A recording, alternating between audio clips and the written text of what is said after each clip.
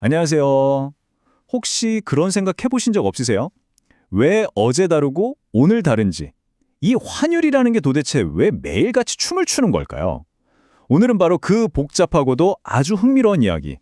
그러니까 돈과 이자율 그리고 환율 사이에 그 숨겨진 연결고리를 한번 시원하게 파헤쳐 보겠습니다. 네, 바로 이겁니다. 우리가 매일같이 보는 이 환율의 변동성. 이게 오늘 우리가 함께 풀어볼 경제 미스터리입니다. 어떤 날은 달러가 강세였다가 또 어떤 날은 갑자기 약세로 돌아서고 그 근본적인 원인이 대체 뭘까요? 자, 지금부터 그 속으로 한번 깊숙이 들어가 보죠. 이 환율 미스터리를 풀기 위한 첫 번째 단서는요, 의외로 먼 곳에 있지 않습니다. 바로 한 나라의 경제심장부, 국내 통화시장에서 모든 이야기가 시작됩니다. 우선 가장 기본부터 짚어볼게요.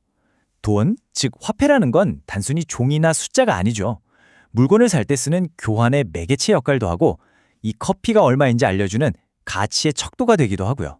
또 우리가 번 돈을 저장해두는 가치의 저장 수단이기도 합니다. 이 세 가지 기능이 경제를 굴러가게 만드는 엔진이라고 할 수 있습니다. 그럼 사람들은 도대체 왜 현금을 손에 쥐고 있으려고 할까요? 여기에는 크게 세 가지 이유가 있어요. 첫째, 이자율. 만약 은행 이자가 엄청 높다면 여러분, 현금 갖고 있겠어요? 아니면 은행에 넣어두겠어요? 당연히 은행에 넣겠죠? 그러니까 이자율이 높으면 현금을 덜 가지려고 합니다. 둘째, 물가. 물가가 오르면 똑같은 걸 사도 돈이 더 필요하니까 현금이 더 필요해지고요. 마지막으로 소득. 경제가 좋아져서 다들 돈을 더 잘 벌면 그만큼 더 많이 쓰게 되니까 당연히 현금도 더 많이 필요하게 되는 겁니다.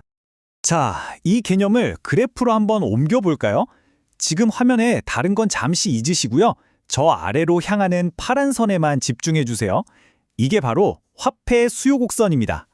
세로축이 이자율, 그러니까 돈의 가격이라고 생각하시면 쉬워요. 이 가격, 즉 이자율이 오를수록 사람들은 현금을 덜 원하겠죠? 그래서 곡선이 이렇게 오른쪽 아래로 쭉 내려가는 모양을 하는 겁니다. 간단하죠? 이제 퍼즐의 두 번째 조각을 맞춰보겠습니다. 바로 저 꼿꼿하게 서 있는 수직선, 이게 화폐 공급입니다. 왜 수직선이냐고요? 아주 간단해요. 시중에 돈을 얼마나 풀지는 이자율 같은 가격에 따라 변하는 게 아니라 중앙은행이 이만큼만 공급하겠다 하고 정책적으로 딱 정해버리기 때문입니다. 자, 이제 그림이 완성됐습니다. 수요 곡선과 공급 곡선이 딱 만나는 저 지점 보이시죠? 저기가 바로 시장이 안정되는 균형점이고요. 이 지점에서 결정되는 R1, 저게 바로 우리 경제의 기준이 되는 균형 이자율입니다. 여기서 꼭 기억해야 할 건 이거예요. 이자율은 그냥 숫자가 아니라 바로 돈의 가격이라는 사실입니다. 좋습니다. 이제 미스터리를 풀기 위한 다음 단계로 넘어가 보죠. 바로 이 중요한 이자율을 도대체 누가 어떻게 움직이는지 그 보이지 않는 손의 정체를 파헤쳐 볼 시간입니다.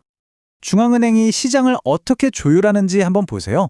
만약 중앙은행이 시장에 돈을 더 풀기로 결정하면 저 수직선, 공급 곡선이 오른쪽으로 쓱 이동합니다.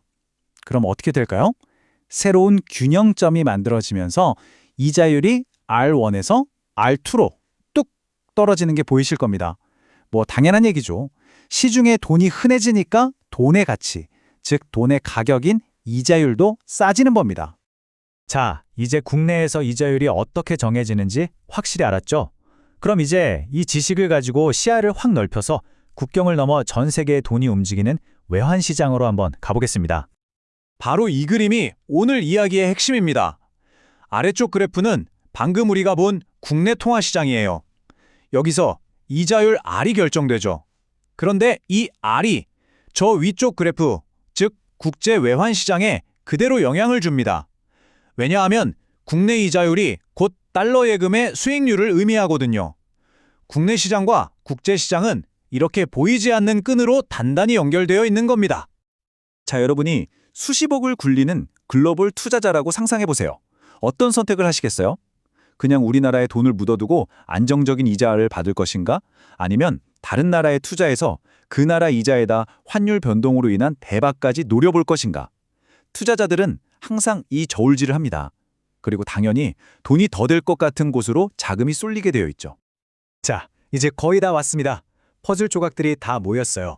중앙은행의 작은 결정 하나가 어떻게 이자율을 바꾸고 결국 바다 건너 환율까지 뒤흔드는지 그 거대한 연쇄 반응을 지금부터 함께 추적해 보면서 미스터리를 완전히 풀어보겠습니다. 자, 이제 모든 걸 연결해 봅시다. 미국 중앙은행이 돈을 확 풀었다고 쳐보죠. 그럼 아래 그래프에서 보시는 것처럼 미국의 이자율 R이 떨어집니다. 투자자들 입장에선 미국 달러 예금 이젠 별론데? 싶겠죠? 그럼 어떻게 할까요? 달러를 팔고 수익률이 더 좋아 보이는 유로를 사들일 겁니다. 그 결과는요? 위 그래프를 보세요. 환율 E가 위로 쭉 올라갑니다. 이건 달러의 가치가 떨어졌다는 뜻이에요. 바로 이게 중앙은행의 통화 정책이 환율을 움직이는 핵심 메커니즘입니다. 그런데 말이죠. 이야기가 이렇게 간단하게 끝나면 재미가 없죠. 이건 어디까지나 단기적인 효과일 뿐이고요. 장기적으로는 훨씬 더 드라마틱하고 예측하기 힘든 일들이 벌어질 수 있습니다. 만약에 통화 공급이 통제를 벗어나 폭주하면 어떻게 될까요? 여기 짐바브웨이의 끔찍한 사례가 있습니다.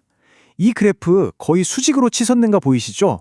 돈을 마구 찍어내자 물가 역시 고삐 풀린 망아지처럼 미친 듯이 날뛰었다는 걸 보여주는 아주 명백한 증거입니다. 2008년 9월 짐바브웨의 한 달 물가 상승률은 무려 3,500%에 달했습니다. 이게 무슨 말이냐면요. 어제 1,000원 하던 빵이 한 달 뒤에 36,000원이 됐다는 소리입니다. 정말 상상조차 하기 힘든 숫자죠. 그렇다면 대체 왜 환율은 이렇게까지 극단적으로 때로는 과하다 싶을 만큼 널뛰기를 하는 걸까요? 그 마지막 비밀을 풀어줄 열쇠는 바로 환율 오버슈팅이라는 개념 속에 숨어 있습니다. 이 그림이 모든 걸 설명해 줍니다. 중앙은행이 돈을 풀었을 때 C 그래프의 물가는 식당 메뉴판 가격처럼 천천히 굼뜨게 움직입니다. 하지만 D 그래프의 환율은 어때요? 금융시장에서 순식간에 그것도 아주 오버해서 반응해버리죠. 장기적으로 도달해야 할 목표 지점보다 훨씬 더 높이 솟구쳤다가 시간이 지나면서 서서히 제자리를 찾아 내려오는 겁니다. 네, 이것이 바로 우리가 맨 처음에 던졌던 질문에 대한 최종적인 답입니다. 환율이 왜 그토록 변동성이 크냐고요? 그건 바로 거북이처럼 느리게 움직이는 물가와는 달리 토끼 같은 금융시장의 환율은 미래의 변화까지 미리 다 땡겨와서 단기적으로 오버해서 반응하기 때문입니다. 우리가 매일 보는 환율의 널뛰기는 바로 이 오버슈팅 현상 때문이었던 거죠. 오늘 우리는 돈과 이자율, 그리고 환율의 뗄 수 없는 관계를 추적해봤습니다. 그런데 말이죠.